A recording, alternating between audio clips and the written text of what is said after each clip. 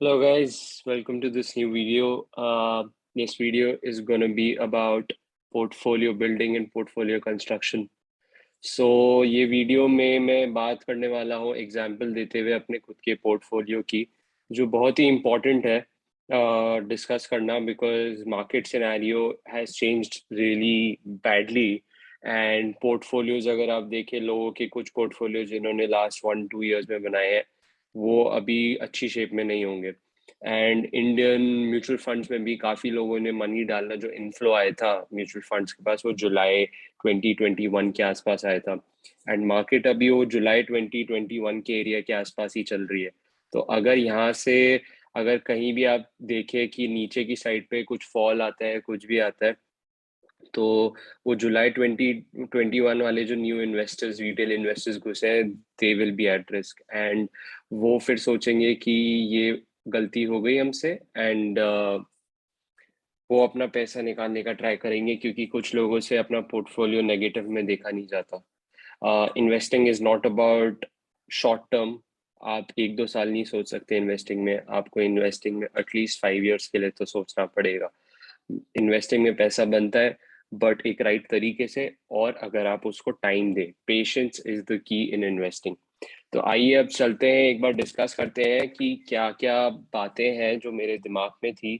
Firstly जो मैं आपको बताना चाहूँगा, ये एक मेरा पोर्टफोलियो का है कि वो 2021 में कैसा था मेरा portfolio and portfolio if you she had a lot of small caps and mid caps and मैं बात नहीं करूंगा कि मेरा कोविड के बाद से भी इतना रिटर्न आया। मैंने एक पहले वीडियो बनाया है, उसका लिंक मैं एंड में दे दूंगा कि मेरा पोर्टफोलियो पहले कैसा चल रहा था।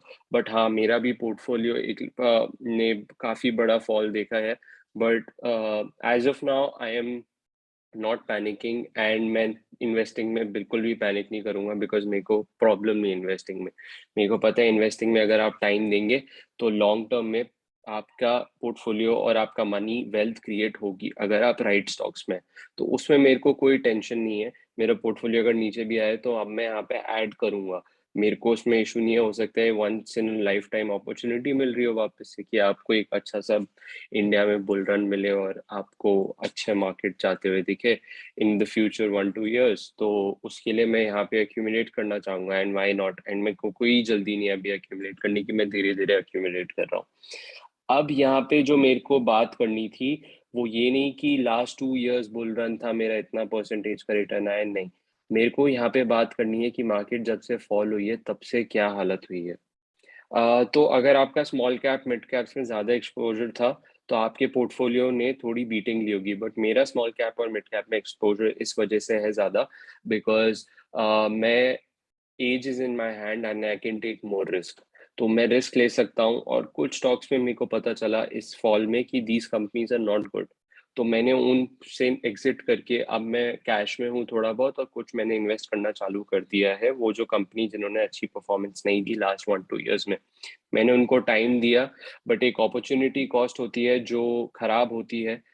तो अपॉर्चुनिटी कॉस्ट को कंसिडर करते हुए मैंने अपने पोर्टफोलियो को सोचा कि नहीं, ये कुछ चीज़ें हैं जो मैं नहीं होने दे सकता। तो वो मैंने पोर्टफोलियो से अपने फिर वो स्टॉक से निकलते हुए दिखा। अब यहाँ पे अगर आप देखें तो स्मॉल कैप और मिड कैप में काफ़ी एक्सपोजर था। अक्टूबर का डेटा है ये मेरे पोर्टफोलियो का। तो अब मार्केट में सिनेरियो चेंज हो गया एंड अगर आप देखें तो मैं आपको अपना करंट पोर्टफोलियो दिखाता हूँ। करंट पोर्टफोलियो में अगर आप देखिए तो कुछ स्टॉक्स कम हो गए हैं एंड जो पोर्टफोलियो में स्टॉक्स हैं वो कम हो गए हैं बिकॉज मैंने एग्जिट करके कैश रख लिया एंड मैं यहाँ पे उस कैश को धीरे धीरे डिप्लॉय करूंगा कुछ बेटर कंपनीज में। एंड उसके बाद अगर आप देखें तो डिफरेंट डिफरेंट मार्केट सिनेरियोज होते हैं, मार्केट में डिफरेंट डिफरेंट एनवायरमेंट्स होते हैं। तो जब आप कोविड के बाद देखिए तो मार्केट में हर एक स्टॉक चला बट आईटी सबसे ज्यादा चला। तो उस सिनेरियो में आईटी अच्छा चलता है। जब मार्केट में एक एक्सपेंशन सिनेरियो की एक्सपेक्टेशन होती है तो ITs tend to perform well, banks भी एक अच्छा परफॉर्म करते हैं। बट अब जो मार्केट सिनेरियो आया उसके बाद आया इन्फ्लेशन बढ़ गई। तो जब इन्फ्लेशन बढ़ती है तो आपकी कमोडिटी प्राइसेस ऊपर जाते हैं और आपकी रियल एस्टेट प्राइसेस जाते हैं। तो मेरे पोर्टफोलियो में दो स्टॉक जिंदल स्टील अगर आप देखें, मैं इसका कलर चेंज करके, जिंदल स्टील एंड डीएलएफ, ये दो स्टॉक्स थे जिन्होंने उस वक्त, और सारे स्टॉक्स नीचे आ रहे थे, बट ये दो स्टॉक्स ने मेरे पोर्टफोलियो को थोड़ा बचा के रखा था। यस, डैमेज हो रहा था, बट डैमेज उतना ज्यादा नहीं था बिकॉज ये दो स्टॉक चल रहे थे।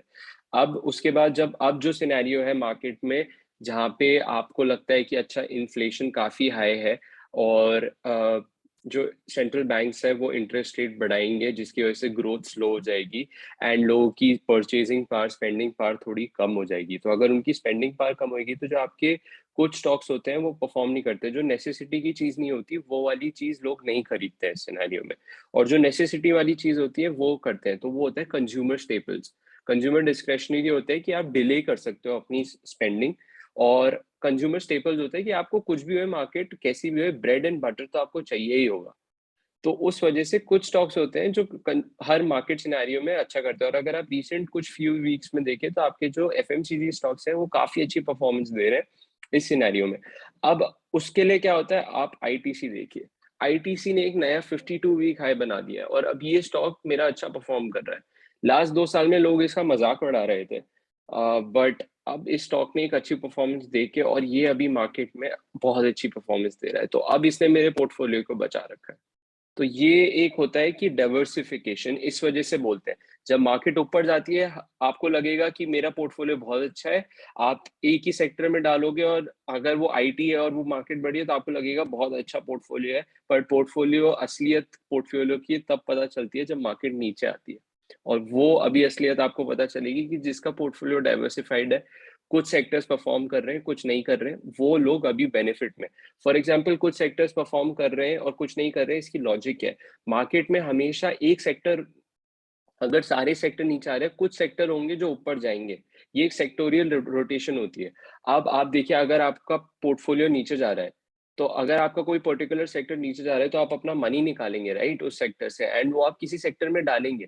जैसे फॉर एग्जाम्पल अभी लोगों ने स्टील से निकाल के सोचिए एफएमसीजी में डाल दिया, क्योंकि स्टील लास्ट फ्यू डेज में नीचे आ रहा है बिकॉज ऑफ गवर्नमेंट की कुछ पॉलिसीज चेंज हुई हैं, और उसकी वजह से अब ये नीचे आ रहा है। तो अगर वो नीचे आ रहा है तो लोग वहां से पैसा निकाल के कहीं और किसी सेक्टर में डाल रहे होंगे। ये लॉजिक है कि डाइवर्सिफाई कीजिए।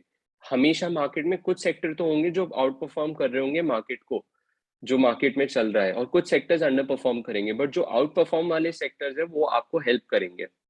तो इस वजह से जो डाइवर्सिफिकेशन होती है वो असली पता चलती है जब मार्केट नीचे आती है, रादर देन जब वो ऊपर जा रही है। तो इसका मैं परफेक्ट एग्जांपल आपको देना चाहूंगा। लास्ट 2 इयर्स में वॉरेन बफे का लोग बहुत मजाक उड़ा रहे थे कि वॉरेन बफे का जो स्टाइल है इन्वेस्टिंग करने का वो बहुत ही पुराना हो चुका है, एंड उनको इन्वेस्टिंग नहीं आती है, क्योंकि उनका एक डाइवर्सिफाइड पोर्टफोलियो होता है, वो डाइवर्सिफिकेशन में बिलीव रखते हैं। बट अगर आप कभी भी जाके आप बर्कशायर हैथवे का स्टॉक या कुछ भी उनका देखेंगे, आपको पता चलेगा जब मार्केट नीचे जा रही है, बर्कशायर हैथवे परफॉर्म कर रहा है एंड होल्ड कर रहा है। वो इस वजह से कर रहा है क्योंकि उनका पोर्टफोलियो वेल डाइवर्सिफाइड है। तो जो लोग उनका मजाक उड़ा रहे थे, अब उन्हें पता चल रहा है कि अच्छा, ये जब मार्केट गंदा परफॉर्म कर रही है, बर्कशायर हैथवे तब भी होल्ड करके रख रखा है। तो ये होती है एक असली इन्वेस्टिंग और एक इन्वेस्टर की खासियत। तो ये बहुत इंपॉर्टेंट है, और आगे चल के मैं वीडियोस बनाऊंगा जिसमें मैं आपको बताऊंगा कि डिफरेंट मार्केट सिनेरियोज में कौन से सेक्टर परफॉर्म करते हैं।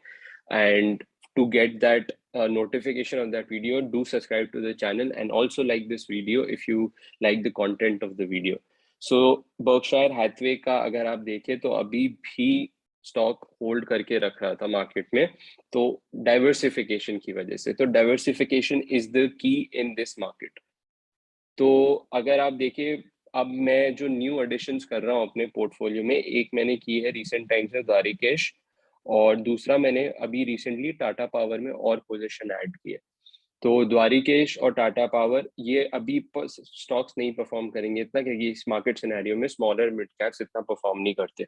बट ये मैं फ्यूचर के लिए ले रहा हूँ, और मैंने अभी 100% इसमें इन्वेस्ट नहीं किया है, मैंने अभी कैश रखा है, और मैं और इन्वेस्ट करूंगा इन द फ्यूचर डेज अगर मार्केट यहाँ से और नीचे गिरती है। मैं एक बार में कभी इन्वेस्ट नहीं करता हूँ। तो ये मेरी लॉजिक थी, एंड अगर आपको ये कंटेंट अच्छा लगा हो तो please let me know comment section में। अगर आपको कोई भी क्वेश्चन हो तो जरूर पूछेगा, बट पोर्टफोलियोज को बिल्ड कीजिए ब्लू चिप कंपनी से, प्रॉपर कंपनी से। और आप कैसे कर सकते हैं वो मैं आपको बताता हूँ। डाइवर्सिफिकेशन कैसे कर सकते हैं आप, हर एक सेक्टर के टॉप प्लेयर्स को फाइंड कर लीजिए। आप देखिए मार्केट में निफ्टी इंडिसेस का आपको डेटा मिलेगा, वेटेज देखिए हर एक सेक्टर की, जैसे आप आईटी में जाइए, टॉप वेटेज किसकी है, टीसीएस, इन्फोसिस, एक उनको डाल लीजिए। फिर गोदरेज डीएलएफ आपका रियल एस्टेट है, उसको डाल लीजिए।